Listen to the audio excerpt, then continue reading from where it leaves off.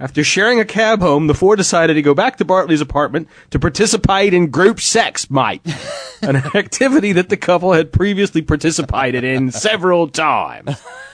The court was told that when they arrived at the Sunshine Coast apartment, Bartley smoked some cannabis and went to sleep while his partner conducted oral sex on Mr. Jones. However, when the third male tried to participate, the woman became agitated and woke Bartley up. Hell no, I'll fuck anybody but him.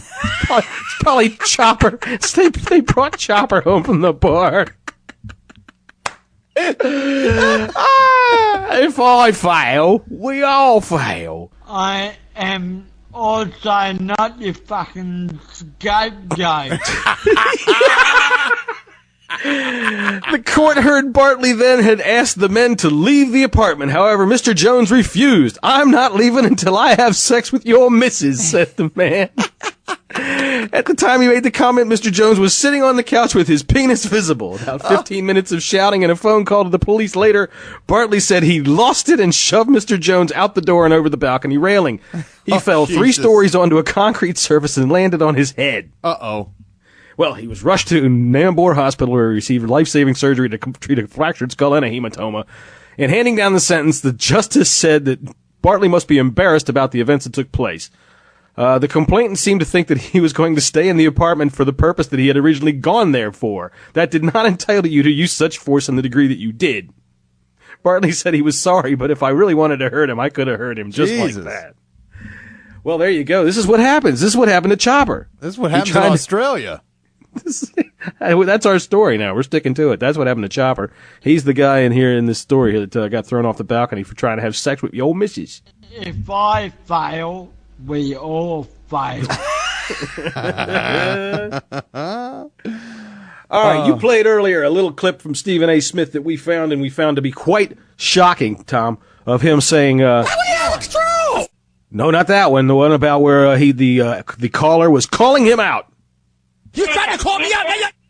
Oh, there it is. Yeah. All right. Hillary writes to us, hey, I'm Hillary, a longtime white man. Oh, it's a man. Man named Hillary? That was my first thought as well. This might actually be the new Secretary of State. I'm going to say, if it's a man named Hillary, it's got to be Clinton, right? I think it's probably her. So I'm going to stand up while I read this the rest of the way. Oh, Jesus. All right.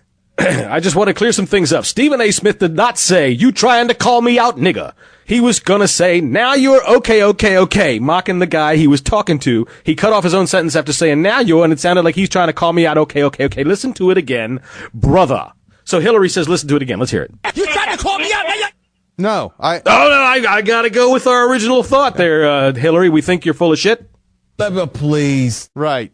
Be gone with you. I'm done with him. He's done. Right. He's done. I don't know that person. Go do some state secretary in there, Hillary. I don't want to hear it. I don't want to hear it. Go set up some trade agreements with Chile or something. You've been hating on him for years. Right. All right. All right. Former show mascot John Tilliard writes in to say, hi. Hi, John. I don't know if you're aware already, but Matt Wells, who is also a Raider fan. So there's even more reason to make him the show mascot. Oh, so right? Matt Wells gets the endorsement from show mascot John Tilliard. How does he know he's a Raiders fan? I'm not sure, but perhaps they've got some sort of relationship that we're not sure about going on. Hey, I popped over to Podcast Alley. Yeah. You know, where we used to get people to go vote for us. Yeah. We're not even in the top 100 because nobody's voting anymore because we don't tell people to go vote for us. But, you know, that thing is such a bunch of bullshit. It's like Battle of the Fans. How many people can you get to go vote? And we have no votes and we're still ranked with 0 votes. And some people have like 8 votes and they're in the top 20 or whatever. It's silly. But what I do like is that sometimes when people find us there, they leave comments. Yeah. You know, on the comments section. And I went over there the other day and I came across a couple I hadn't seen yet and just made me feel good. It says, bang, the best sports podcast, bar none. Bar none. John and Tom never treat you like an idiot as a listener and also will always make you laugh. And that's submitted by Brian. Well, that depends, Brian, on who you are. That's right. That's right. Sometimes you people are idiots. There's no doubt about it. All right. By the way, Tilliard goes on to say that the reason why Matt Wells would be a good show mascot is because he's a Raider fan. And, of course, the main duty of the show mascot is to be made fun of. John made it funny. I don't know, then. I'm thinking Chopper's in the running now. John made it funny. All right, let's see. Wait a minute. I got one more comment from over there, and then you can read the emails. It says, this was from NC Mike. I assume that's North Carolina. Okay. Great stuff, finally. Great stuff.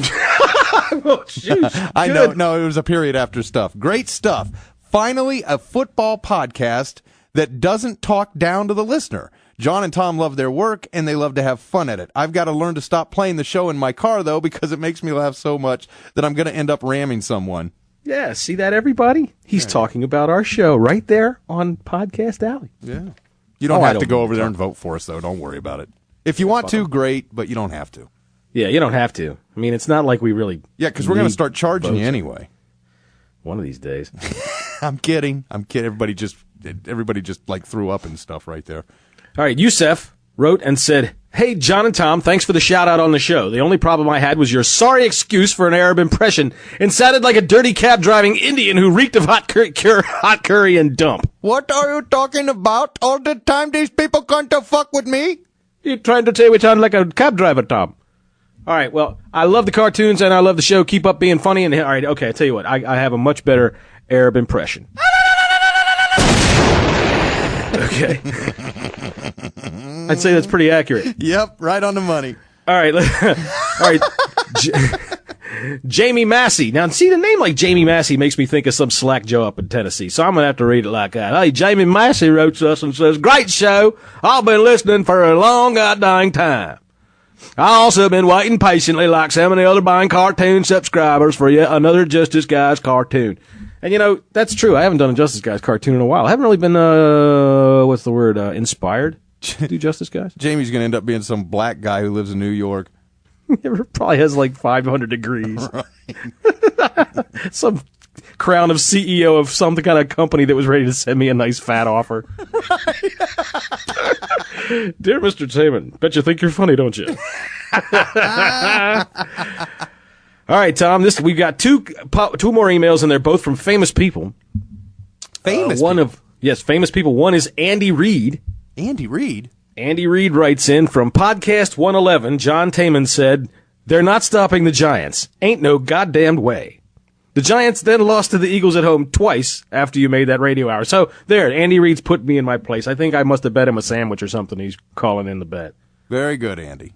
Very nice, Andy. That's very good. Hey, Andy, here's a quick quiz. Ready? What color shoes do you have on? Don't get in the mirror. Don't go get a mirror. What's a Lombardi trophy look like? You can't see that either. You know, that's that thing that Mike Tomlin was holding me up to the other day.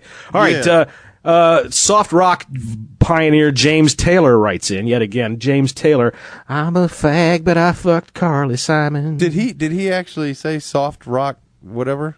No, I did, because that's what he is. Soft rock icon James Taylor. I have a question for Tom. By the way, Tom, notice you're not the other guy today. You have a name. Oh, very good. If you live in Ohio, why are you a Cowboys fan and not a Bengals or Browns fan? Might I, Tom, may I answer this one? Because he's a freaking bandwagoner, that's why. Right. There you go. Yeah, I jumped on the bandwagon when I was 5. That's right. That's why there's so many Steelers fans. But, you know, I get that all the time. You know, how does that happen? But it happens to people all over the country all the time. All I can tell you is this. I was raised in a household with a Steelers fan, a Bengals fan, and a Dolphins fan. My mom was the Dolphins fan. So wow.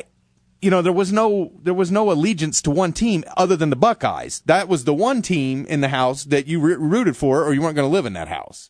So I'm a Buckeye fan, but everybody else in the house was a fan of a different team.